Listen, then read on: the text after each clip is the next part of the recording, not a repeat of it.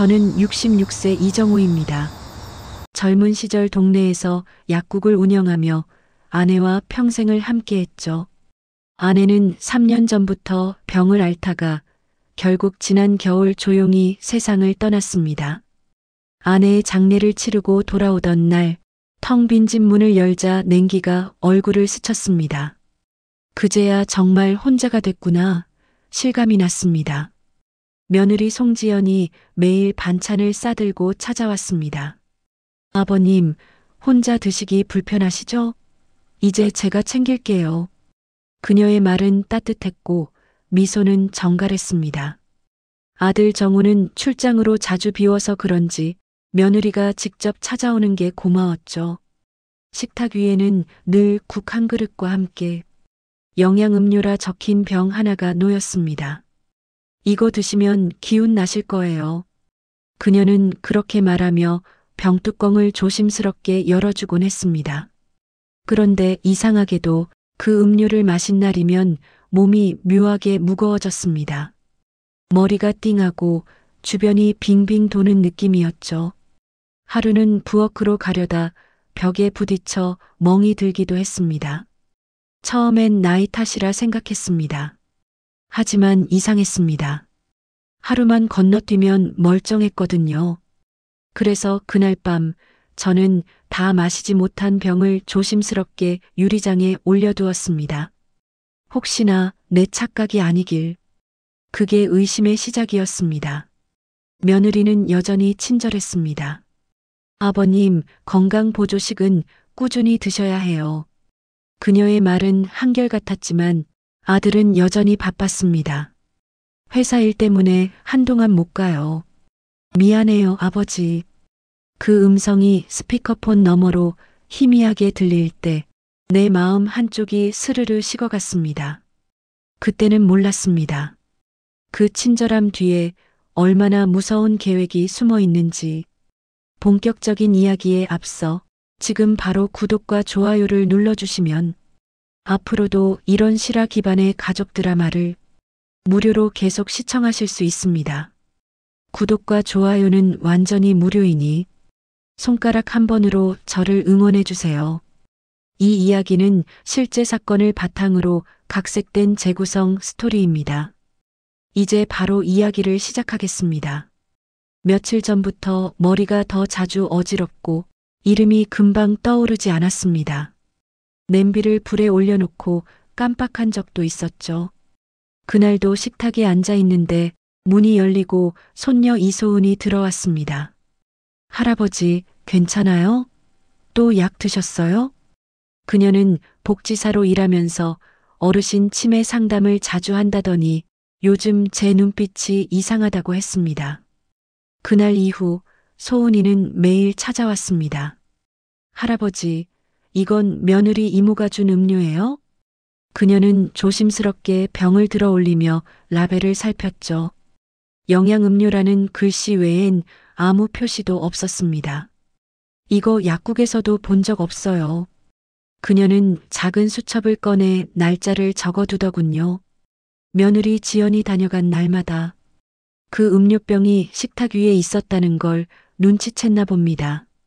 그날 오후 부엌에서 지연과 소은이 이야기를 나누는 소리가 들렸습니다. 아버님, 보험금 정리하려면 서류가 필요하겠죠? 그녀의 목소리가 달콤하게 울렸습니다. 소은이 단호히 말했죠. 그건 아직 시기상조 아닌가요? 할아버지 건강하신데. 짧은 침묵 뒤 지연은 억지 웃음을 흘렸습니다. 아가씨, 요즘 일하는데 힘들죠? 걱정 말아요. 이 일 다 끝나면 좋은 일 있을 거예요. 그 대화가 끝난 뒤 소은은 휴대폰을 꺼내 약 봉투를 몰래 사진으로 찍었습니다. 그날 밤 소은이는 제게 물었습니다. 할아버지, 이 약 어디서 나셨어요? 지연이가 가져왔지. 비타민이라더구나. 그녀는 아무 말 없이 눈을 감더니 조용히 제 손을 꼭 잡았습니다. 그 손이 얼마나 떨리고 있었는지 그때야 알았습니다. 내가 약해진 게 아니라 누군가 내 몸을 고의로 약하게 만들고 있다는 걸. 다음 날 아침 소은이가 그 병을 들고 나갔습니다. 할아버지, 제가 약국 친구한테 보여드릴게요. 저는 그냥 고개만 끄덕였습니다.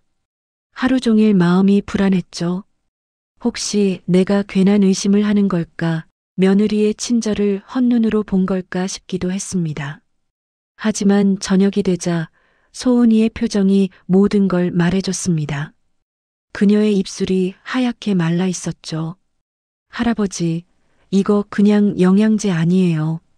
소은은 조심스레 말을 이었습니다. 이건 수면제예요. 졸피뎀 성분이 들어있어요. 어르신이 매일 마셨다면 기억이 흐려지고 어지럽고 의식이 잠깐씩 끊겼을 거예요. 그 말에 머리가 멍해졌습니다. 그럴 리가 없는데 지연이가 왜 그런 짓을... 소은은 눈시울이 붉어졌습니다. 이건 단순한 약이 아니라 누군가 의도한 거예요. 소은은 제 손목을 바라봤습니다. 할아버지, 혹시 이거 매일 차고 다니셨죠? 그녀가 말한 건 제가 운동할 때 쓰던 스마트워치였습니다. 네. 심박수랑 걸음수 보려고. 소은은 곧바로 휴대폰과 연결해 데이터를 확인했습니다. 그리고 놀란 눈으로 말했죠. 보세요. 매번 지연이 왔던 시간에 심박수가 급격히 떨어졌어요. 거의 잠에 빠지듯 내려가요. 그녀의 손끝이 떨리고 있었습니다. 그래프 속 파란 선이 마치 제 생명의 리듬처럼 흔들리고 있었습니다. 그날 밤 저는 혼자 앉아 기억을 더듬었습니다. 며칠 전 식탁 위에서 지연이 내 금고 근처 서류를 살짝 훑어보던 모습. 그냥 정리 좀 해보려고요 하던 그 말투. 그리고 어느 날 현관 비밀번호를 잊었다며 문 앞에서 소리쳤던 일. 그녀가 일부러 이웃에게 크게 들리게 말했었죠. 아버님, 요즘 깜빡깜빡하셔서 제가 걱정이에요.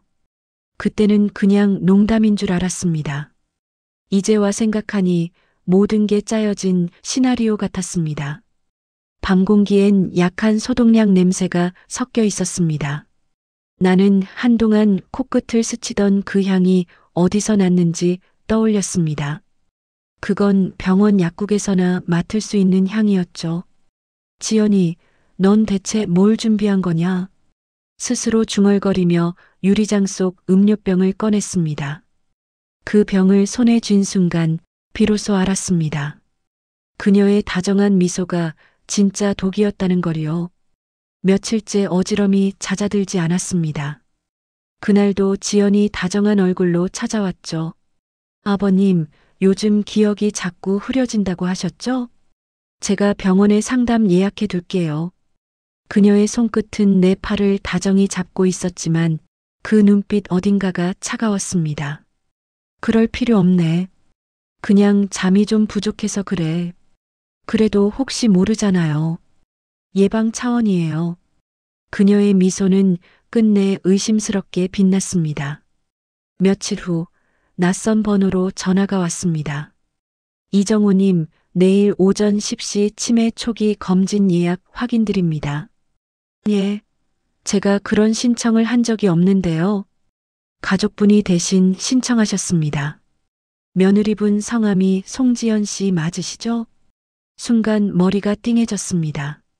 내 이름이, 내 병력이 누군가의 손에서 조작되고 있었습니다. 전화를 끊고 한참 동안 멍하니 있었습니다. 그날 밤 어지럼증이 심해 잠시 누워 있다가 거실 불빛에 눈을 떴습니다. 지연이 금고 앞에 앉아 있었습니다. 손에는 두꺼운 서류철 하나가 들려 있었죠. 지연아, 거기서 뭐하니?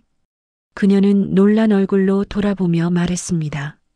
아버님, 꿈꾸신 거예요. 잠결에 일어나셨네요. 그녀의 목소리는 부드러웠지만 그 말이 끝나는 순간 내 머릿속은 하얗게 비워졌습니다.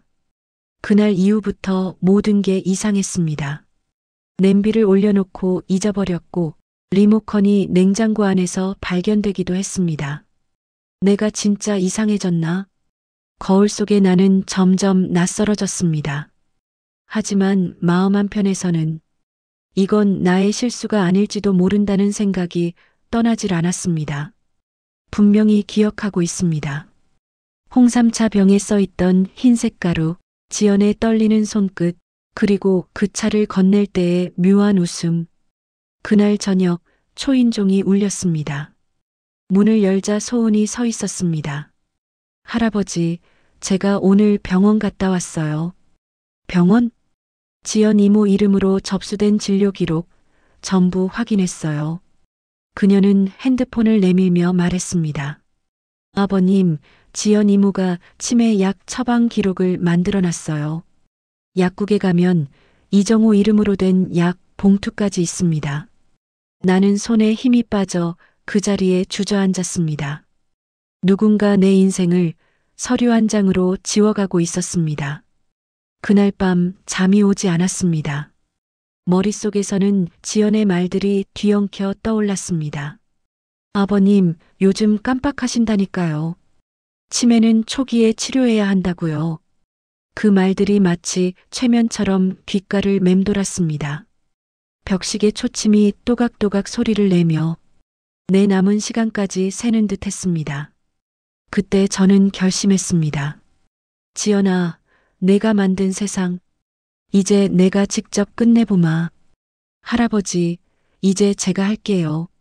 소은의 눈빛이 단단했습니다. 그동안 울기만 하던 아이가 이제는 싸울 준비가 된 얼굴이었죠. 그녀는 조용히 가방을 열고 작은 보이스 레코더를 꺼냈습니다. 이제는 말이 아니라 증거로 보여줘야 해요. 그녀의 손끝이 미세하게 떨리고 있었지만 그 표정엔 두려움 대신 확신이 서려 있었습니다. 다음 날 지연이 다시 집을 찾아왔습니다. 아버님, 오늘은 영양제 새로 가져왔어요. 이번엔 외국 제품이라 더 좋아요. 그녀의 미소는 여전히 부드러웠지만 그 눈빛은 어디선가 계산되고 있었습니다. 그 순간 부엌 한쪽 벽장 위에 작은 불빛이 깜빡였습니다. 소은이 숨겨둔 레코더가 녹음을 시작한 겁니다. 소은은 일부러 자연스럽게 말을 꺼냈습니다. 이모, 저도 그 영양제 한 병만 먹어볼래요. 피곤할 때 도움이 될 것 같아요. 지연의 얼굴이 잠시 굳었습니다. 아니야, 이건 어른들만 드셔야 하는 거야. 왜요? 영양제면 저도 괜찮잖아요. 그녀는 억지 웃음을 지으며 병을 치웠습니다. 너한텐 독할 수도 있으니까. 그 한마디에 방 안 공기가 서늘해졌습니다. 그날 저녁 녹음을 다시 들어보았습니다. 스피커에서 지연의 목소리가 또렷이 들렸습니다. 어른들만 먹어야 하는 거야. 독할 수도 있으니까.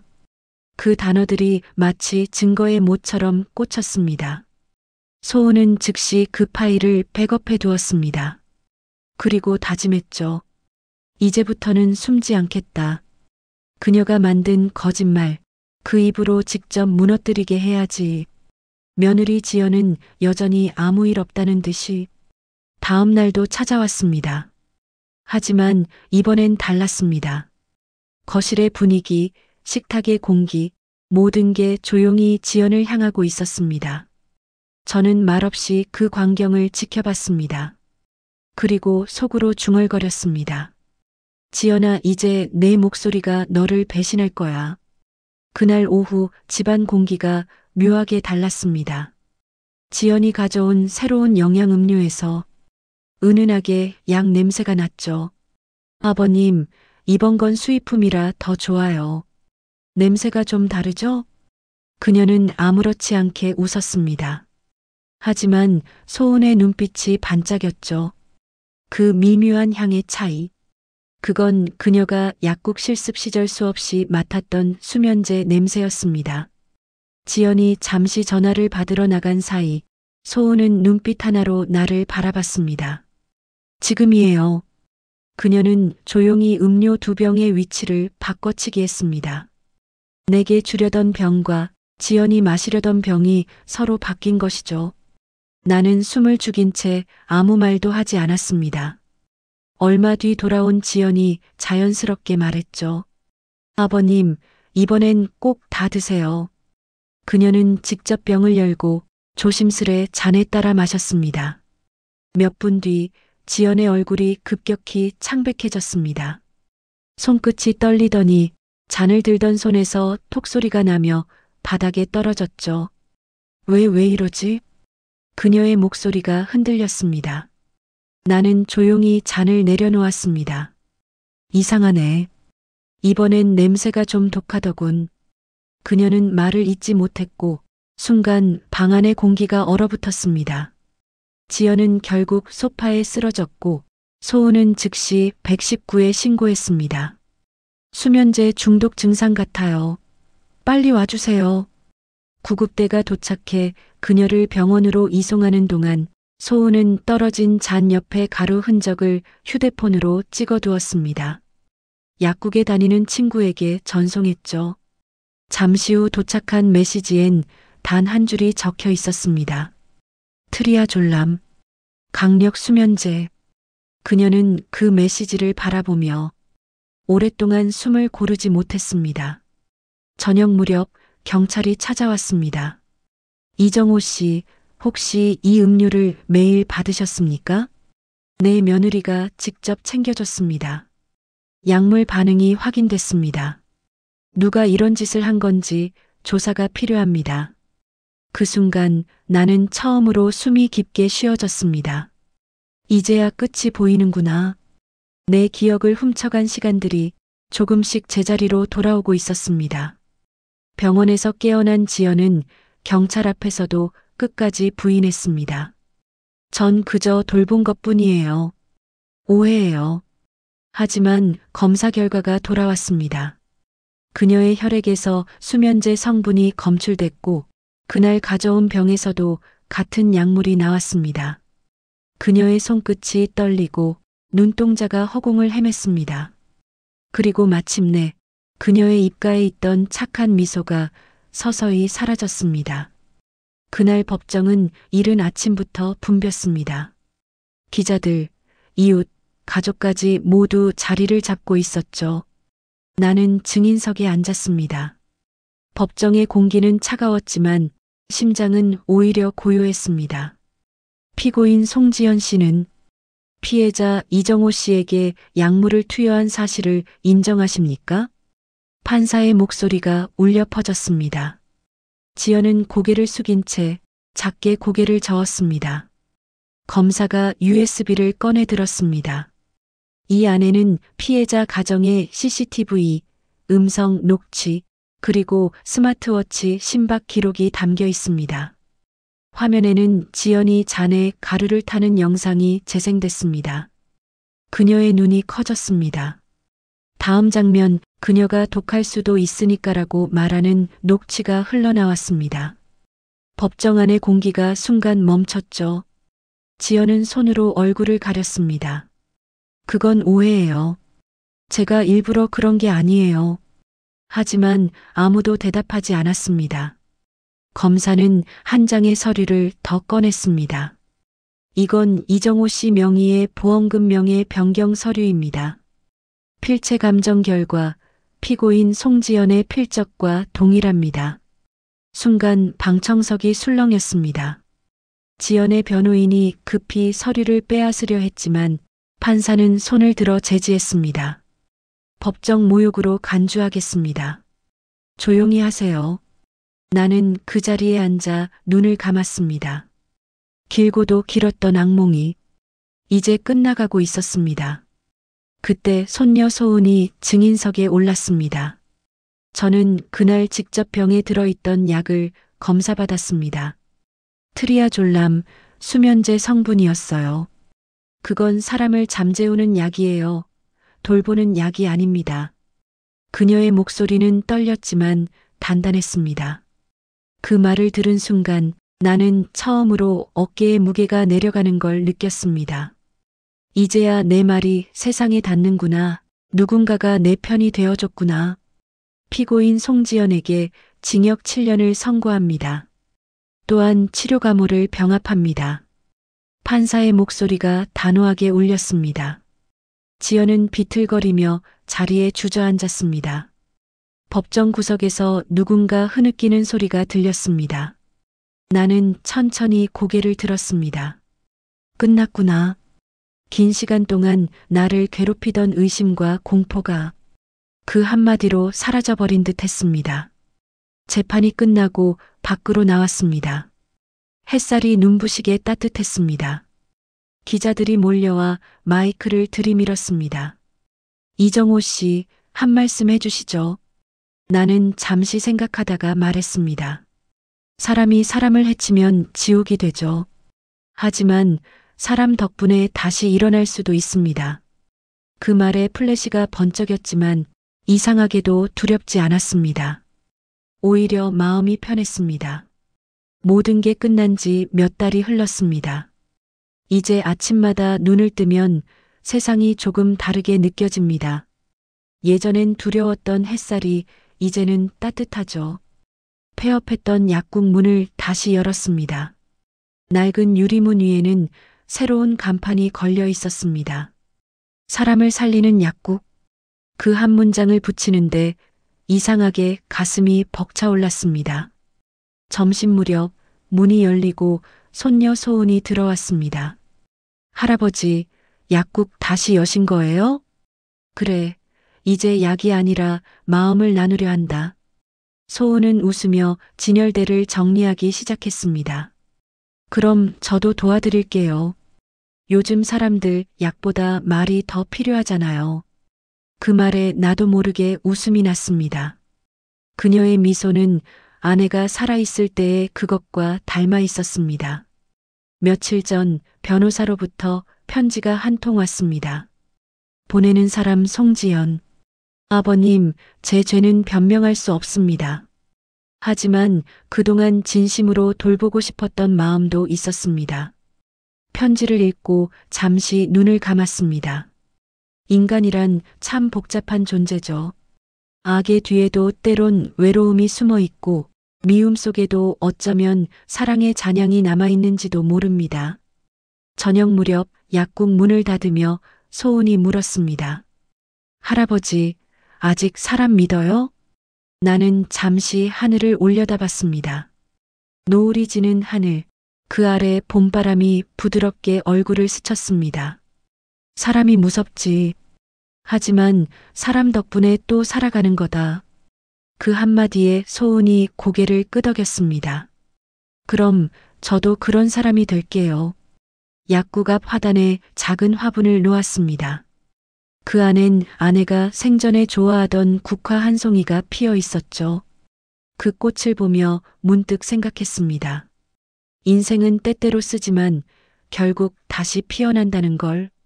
내일도 누군가의 아픔을 덜어줄 수 있다면 그걸로 충분하다고. 오늘의 사연 이야기 어떠셨나요?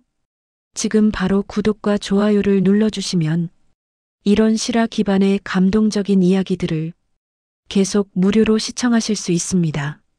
놓쳤던 사연들도 더보기 설명란과 댓글의 고정 링크에서 다시 보실 수 있습니다. 사람의 온기가 담긴 이야기를 사랑하는 가족, 친구, 지인분들과도 꼭 공유해 주세요.